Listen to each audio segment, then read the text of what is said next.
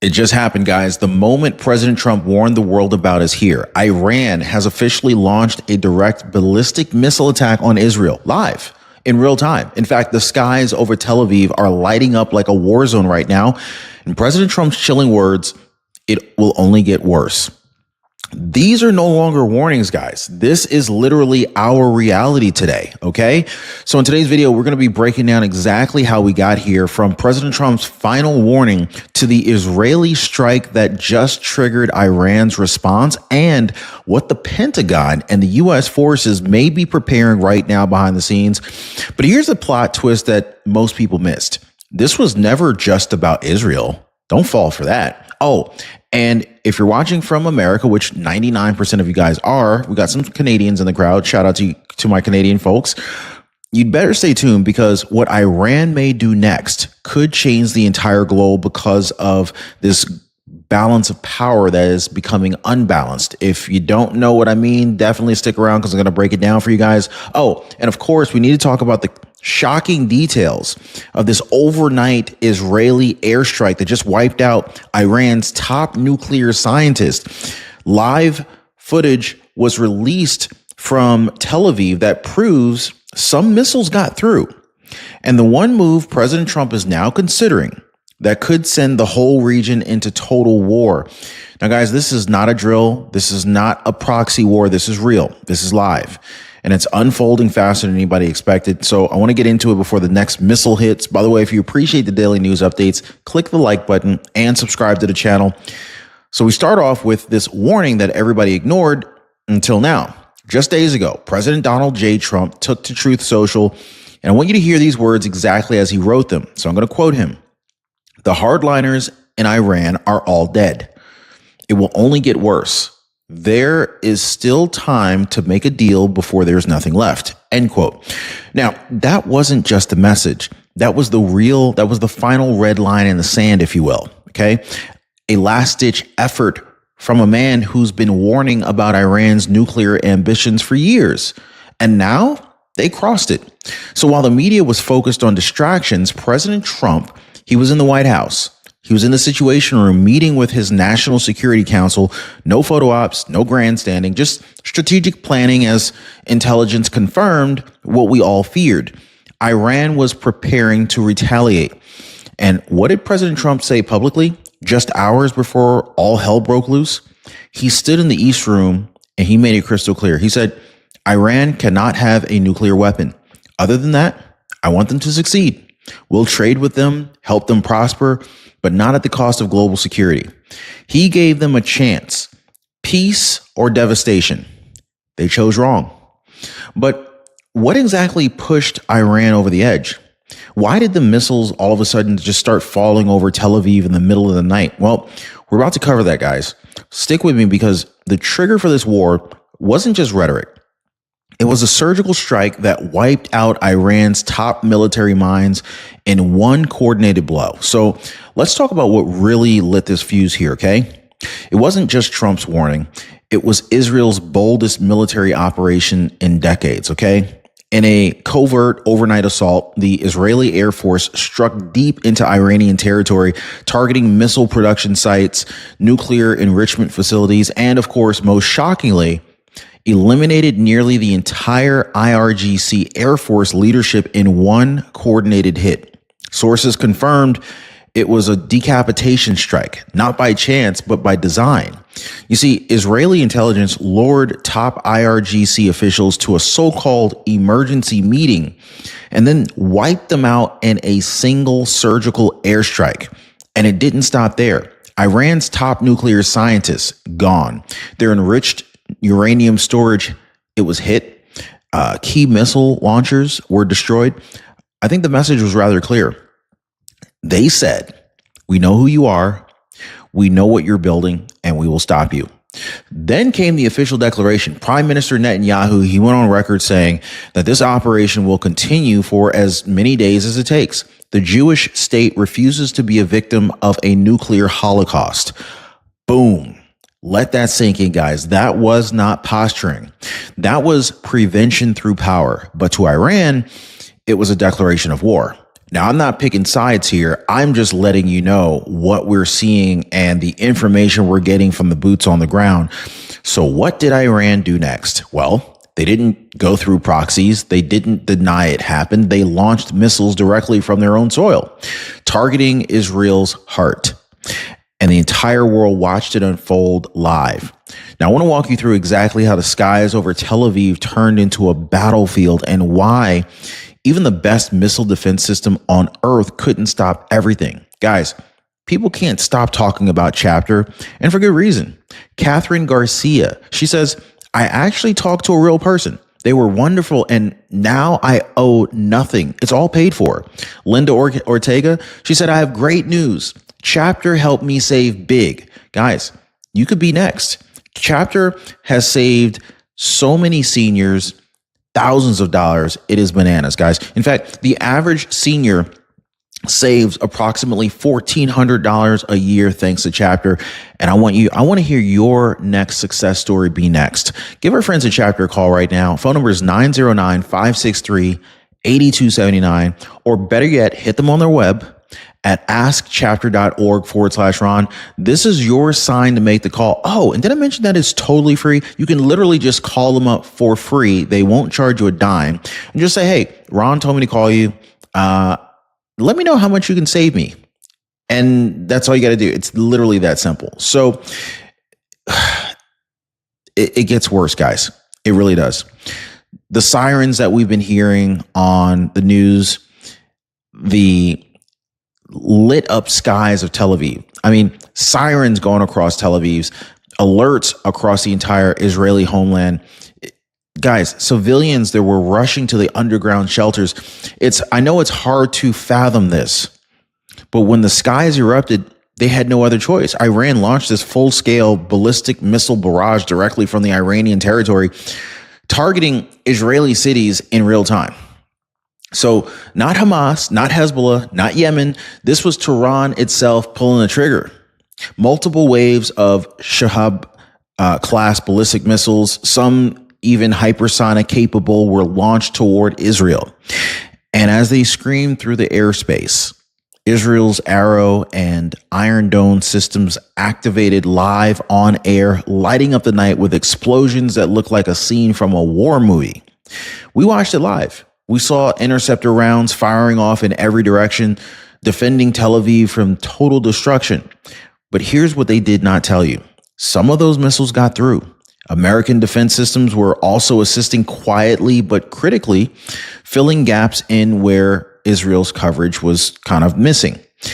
Even U.S. radar and aerial surveillance helped direct countermeasures, but the sheer number of incoming projectiles, it was almost too much. Eyewitnesses reported the sky lighting up, flashbangs, sonic booms, missile trails cutting through the night, and smoke rising over Tel Aviv. Some said it felt like the end.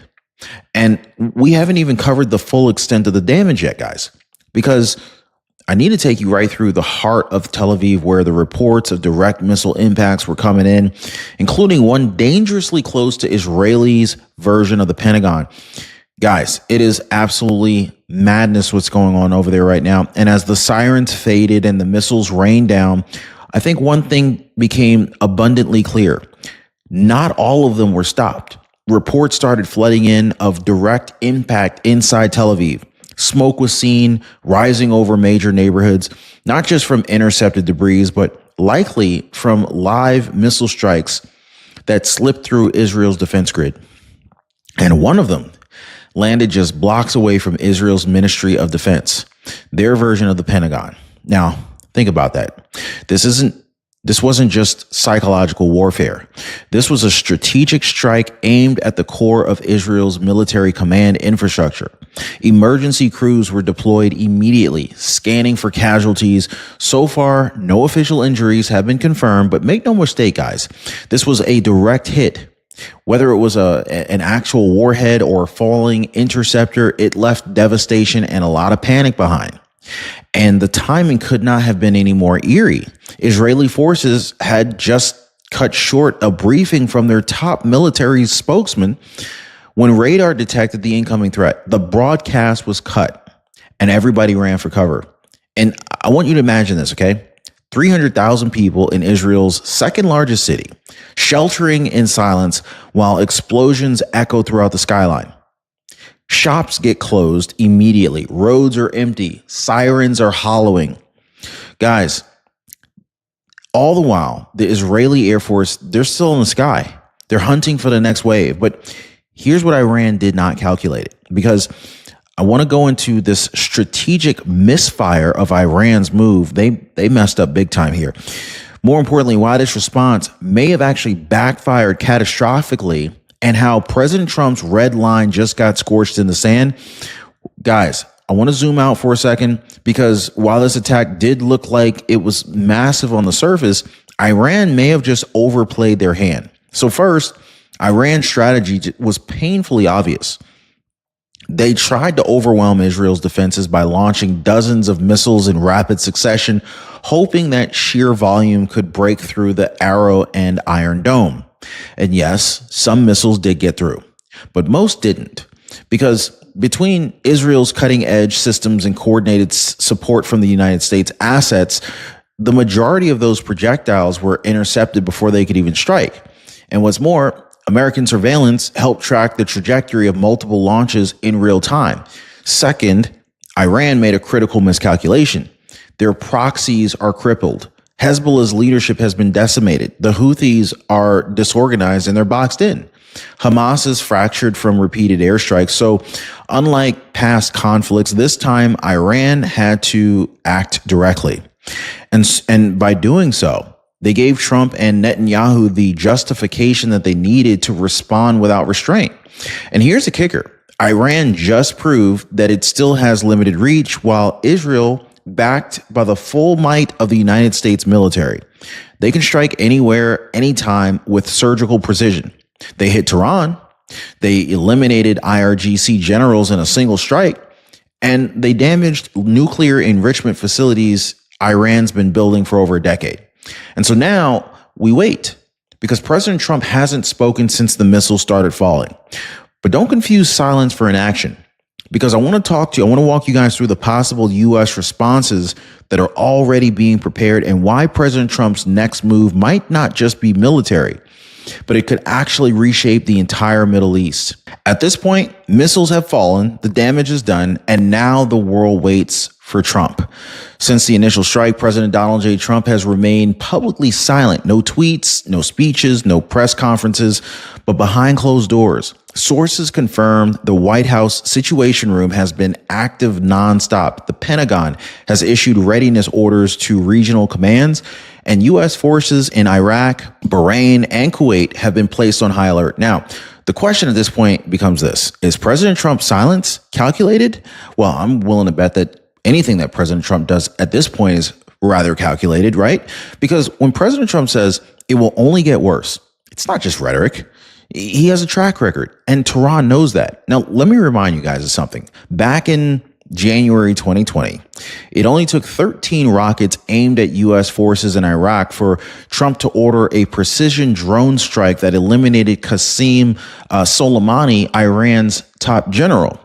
This time, Iran didn't fire 13 rockets at a base. They launched dozens of missiles at a major U.S. ally, and some hit. So what might Trump do now?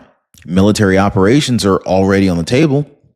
Direct strikes on Iranian missile launch sites, cyber attacks to cripple Tehran's air defense and command networks, or even a coordinated allied offense to wipe out what's left of the IRGC's missile infrastructure. But President Trump also knows that the economic pressure points are there. With oil prices spiking past $72 a barrel, he could unleash tariff-based retaliation or even sanction Iran's remaining trading partners, squeezing their economy into a collapse. And remember, guys, Iran's nuclear program, it just lost its leadership. If Trump strikes right now, this could be the end of their ambitions once and for all. But if you think that this ends with Israel and Iran, think again, guys, because we need to look at this whole global fallout. It's already in motion. You got the embassy evacuations to these viral fears of World War III and President Trump's final message to the Iranian regime. So clearly, this is no longer just an Israeli crisis. It's becoming a world crisis. Within hours of the missile barrage over Tel Aviv, oil markets surged past $72 a barrel, shaking investor confidence and raising red flags across every major economy. Gas prices in the U.S. are already ticking upward, and analysts are warning of a ripple effect, not just in energy, but in food, trade, and tech supply chains. Meanwhile, the U.S. State Department has evacuated non-essential personnel from key embassies in Baghdad and Kuwait. Other U.S. assets across the Middle East, including Bahrain, Qatar, and the Eastern Mediterranean, they're on high alert for retaliatory strikes on American soil abroad. Online, the term World War III is trending globally. Millions are watching in real time, sharing clips of missile trails, intercepted strikes, and smoke rising toward Tel Aviv. But while the media runs with the panic, President Trump remains deliberate. And just moments ago, we received a new statement from the White House. It's brief, but it's direct. Iran was warned. They chose this path. There will be consequences. That's it. Not a threat, not a bluff, a promise. Because Trump's warning wasn't about diplomacy. It was a line in the sand, and Iran stomped right across it. So what happens next? Will Israel launch a full-scale ground campaign? Will Trump strike Tehran directly? Or has Iran already set something else in motion? Well, of course, we're going to be monitoring every new development. But before we wrap this one up, guys, I need to ask you something. Do you believe Iran just triggered a full-blown war? Or is this only the beginning of something far more dangerous? Let me know your thoughts in the comments down below. I read every single one of them. Don't forget to like this video, subscribe to the channel, and hit that notification bell so that you do not miss the next update, because this story is moving very fast, and the next 24 hours could change everything.